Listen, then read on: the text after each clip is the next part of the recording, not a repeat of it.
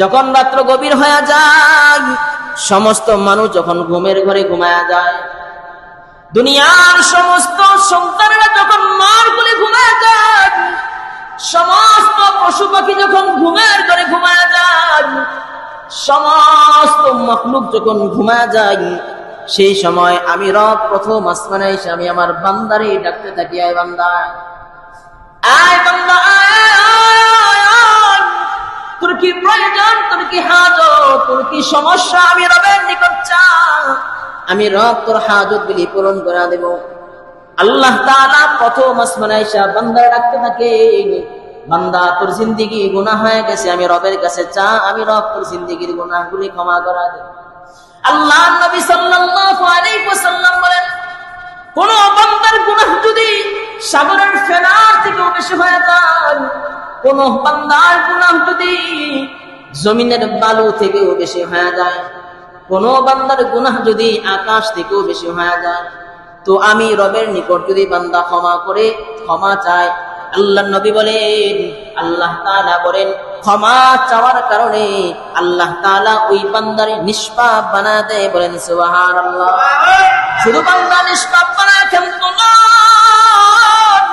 বরং আল্লাহ তাআলা ওই বান্দার যে গুনাহগুলি কি আছে, ওই গুনাহগুলিকে নেকি দ্বারা কনভার্ট করিয়া তার আমল নামায় জমা করে দেয়। বলেন সুবহানাল্লাহ। এতে বোঝা যায় যে গুনাহ আমাদের দ্বারা হয়, যত বড়ই আমি আর আপনি গুনাহ করি না কেন, আল্লাহর ক্ষমা তার থেকেও বড়, ঠিক কিনা বলেন? একটা হাদিস আপনাদেরকে শোনাই, শুনলে বুঝবেন যে আল্লাহর দয়া রহম কত বেশি।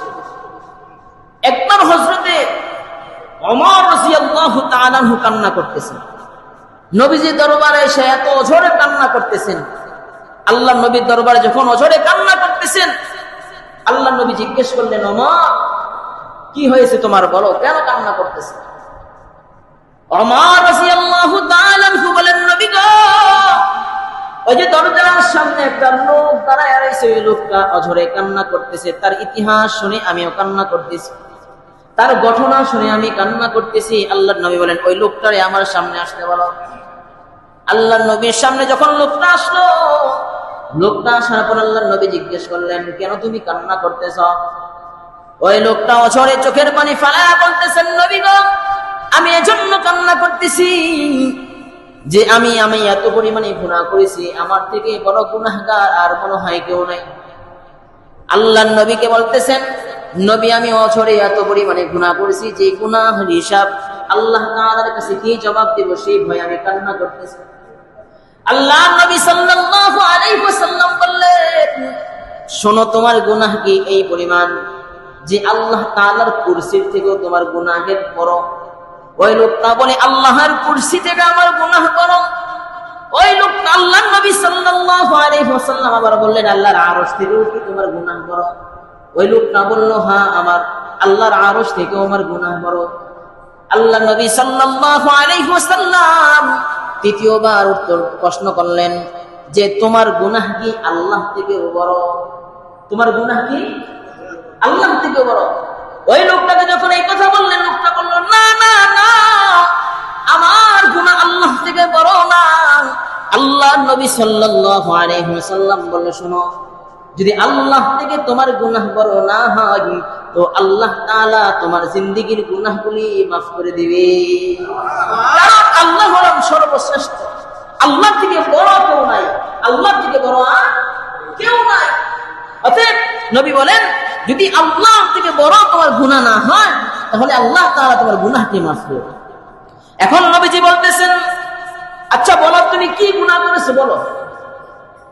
ওই লোকটা বলতেছেন, নবী গো, আমি এমন জঘন্য একটা অপরাধ করেছি, যে অপরাধটার কথা এখন বলতে চাইতেছি না। আল্লাহর নবী বলেন, বলো।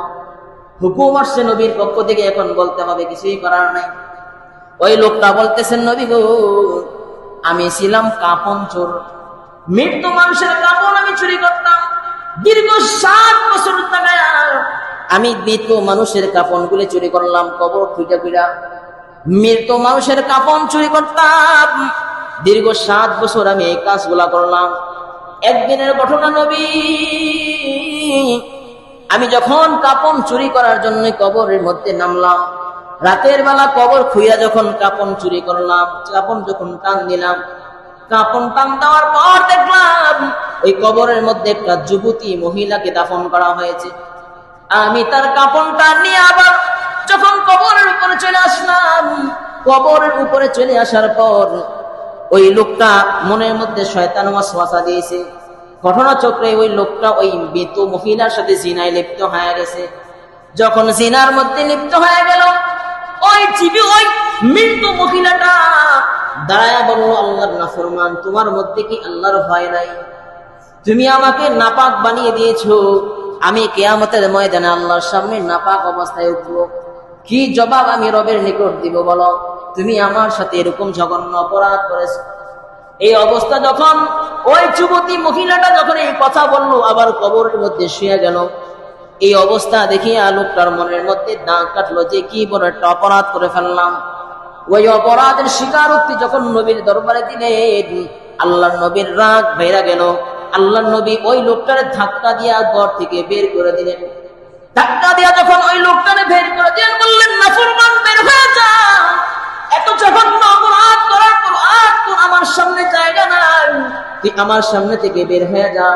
অথচ নবী ছিলেন সরকারে দো আলম, নবী ছিলেন রাহমাতান লিল আলামিন। নবীর মধ্যে এত পরিমাণে মায়া ছিল, যেই মায়ার কারণে সারাটা জিন্দেগি উম্মতের ফিকির করে গেছে, ঠিক কিনা বলে? উম্মতের জন্য চোখের পানি ফেলে গেছেন।